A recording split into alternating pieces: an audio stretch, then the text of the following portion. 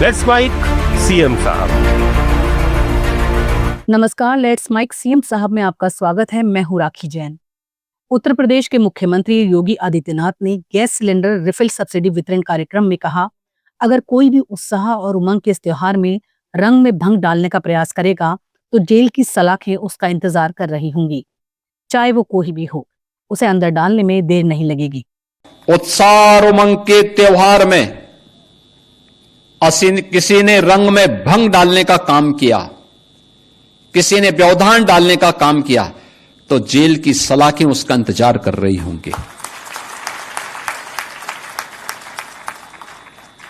और कोई भी होगा उसको अंदर ठूंसने में बहुत देर नहीं लगेगी।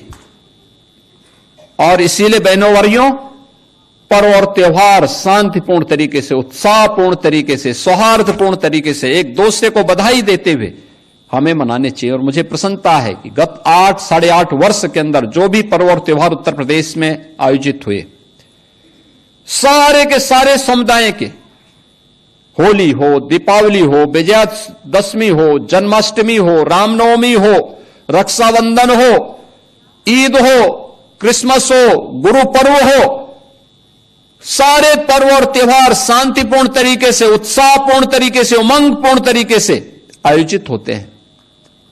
हर एक व्यक्ति अपने अपने पर्व त्योहारों को मनाए, अपनी आस्था का सम्मान करे। ये पर्व और त्योहार सड़कों पर प्रदर्शन की वस्तु नहीं है। ये सामूहिक रूप से अपनी अभिव्यक्ति को समाज के सामने प्रस्तुत करने का एक माध्यम होता है। लोग एक दूसरे से गले मिलें, सामूहिक रूप से विकास की प्रक्रिया का हिस्सा बने, अपने परिवार की खुशी को अपने समाज के साथ, समाज की खुशी के साथ प्रदेश के साथ, प्रदेश की खुशी को देश के साथ आपस में शेयर करते हुए हम आगे बढ़े। यही पर्व और त्योहार के पीछे का उद्देश्य होता है। अब वह भाव नहीं, अब ये वो सरकार नहीं है जो दंगाइयों के सामने घुटना टेकती हो। ये सरकार तो जो जिस भाषा में समझेगा उस भाषा में समझाना भी जानती है। महाराष्ट्र के मुख्यमंत्री देवेंद्र फडणवीस ने कहा कि हम सभी माओवाद के खिलाफ लड़ाई में एकजुट हैं, चाहे वो छत्तीसगढ़ हो, महाराष्ट्र हो या तेलंगाना। ये सिर्फ एक राज्य की नहीं बल्कि पूरे देश की लड़ाई है।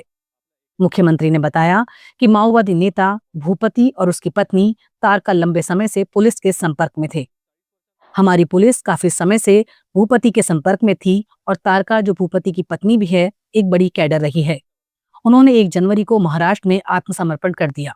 फडणवीस ने कहा, राज्य, पुलिस और प्रशासन द्वारा तारका के प्रति दिखाए गए मानवीय व्यवहार और विश्वास ने इस आत्मसमर्पण को संभव बनाया।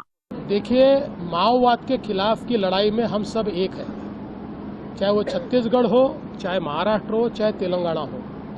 हम एक दूसरे के साथ कोऑर्डिनेशन में ही काम करते हैं। इससे पहले भी हमारी C-60 ने अबू जमाड़ के जंगलों में अंदर तक जाकर 50-50 किलोमीटर दूर तक जाकर कार्रवाइयाँ की है, क्योंकि इसमें जिस प्रकार से लीड मिलता है, जिसको लीड मिलता है वो जाकर कार्रवाई करता है। अगर इसमें इंफॉर्मेशन लीक हो गई तो ये कार्रवाई नहीं हो सकती। ये लोग, आपको पता है, जंगलों के राजा है, इनको जंगल पता है, ये जंगलों से बराबर भाग जाते हैं।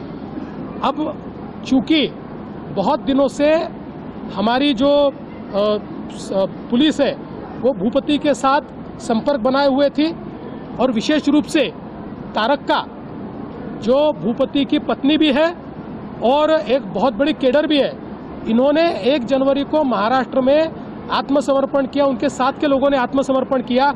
उसके बाद हमारी पुलिस ने और हमारे प्रशासन ने जिस प्रकार का बर्ताव उनके साथ किया, जिस प्रकार से उनको एक ट्रस्ट तैयार किया, एक ढाढ़स दिया, उससे उन्होंने भी एक संकेत अपने तरीके से दिया कि ये कोई गलत इस प्रकार के संकेत नहीं है, ये सचमुच हम सबको देश की मुख्य धारा में लाना चाहते हैं। ये उसके लिए महत्वपूर्ण हुआ, और उनके आत्मसमर्पण से छत्तीसगढ़, तेलंगाना सभी को फायदा होगा। दिल्ली की मुख्यमंत्री रेखा गुप्ता ने सुप्रीम कोर्ट द्वारा दिवाली पर दिल्ली NCR में ग्रीन पटाखे फोड़ने की अनुमति दिए जाने पर कहा, मैं दिल्ली सरकार की ओर से सुप्रीम कोर्ट को हमारा अनुरोध स्वीकार करने के लिए धन्यवाद देती हूँ। करोड़ों लोगों की भावनाएं दिवाली से जुड़ी हैं और पटाखों पर प्रतिबंध हटाए बिना ये उत्सव अधूरा होता। हम पर्यावरण के प्रति भी सचेत रहेंगे। पर्यावरण का ध्यान रखना और साथ ही अपनी संस्कृति की रक्षा करना हमारी जिम्मेदारी है। मैं माननीय सुप्रीम कोर्ट का दिल्ली सरकार की ओर से बहुत धन्यवाद करती हूँ कि उन्होंने हमारा निवेदन स्वीकार किया। करोड़ों लोगों की भावनाओं से जुड़ा हमारा ये दीपावली का महापर्व शायद इन पटाखों की स्वीकृति के बिना सूना रह जाता, हमारे बच्चे उदास हो जाते, परंतु आज आपने ये स्वीकृति दे करके हमें बहुत ही एक खुशी प्रदान की है और हम पर्यावरण और परंपरा को एक साथ चलाते हुए पूरी तरीके से सजग रहेंगे और पर्यावरण का ध्यान भी रखेंगे। जनता को क्या संदेश देंगी? सच में हमारी जिम्मेवारी है कि अपने पर्यावरण का ध्यान रखते हुए हम परंपराओं को चलाएं। गोवा के पूर्व मुख्यमंत्री और मौजूदा कृषि मंत्री रवि नाइक का 79 वर्ष की उम्र में कार्डियक अरेस्ट से निधन हो गया। मुख्यमंत्री प्रमोद सावंत ने उनके निधन पर शोक व्यक्त किया और कहा, मैं दिवंगत आत्मा की शांति के लिए प्रार्थना करता हूं। गोवा के विकास में उनके योगदान को हमेशा याद किया जाएगा। मुख्यमंत्री ने कहा कि रवि नाइक का राजनीतिक जीवन समर्पण और सेवा की मिसाल रहा है।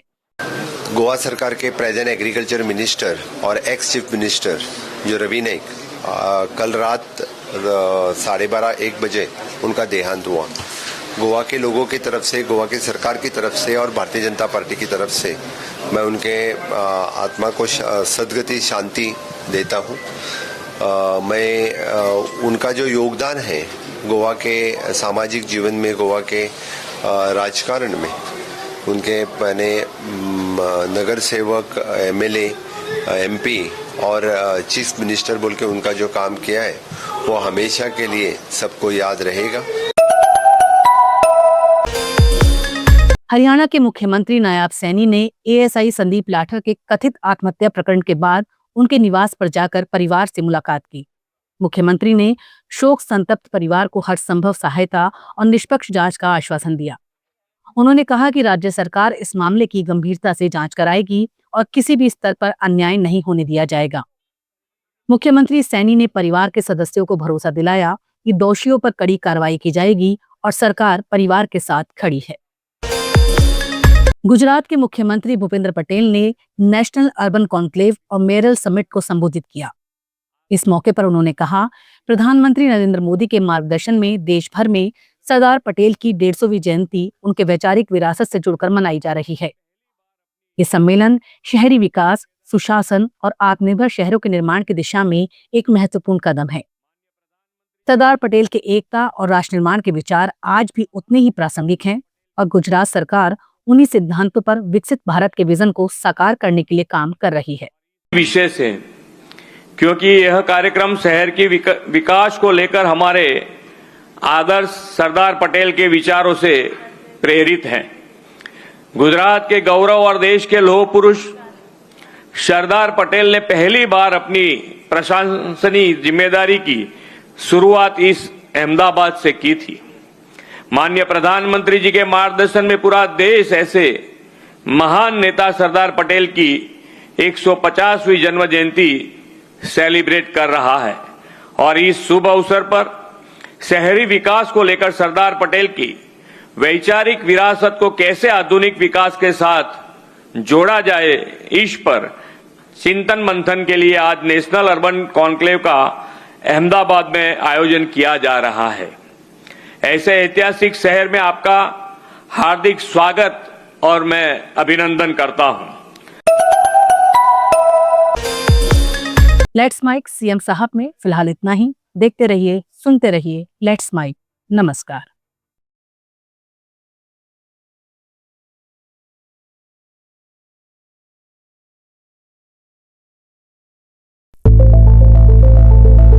It's time for news.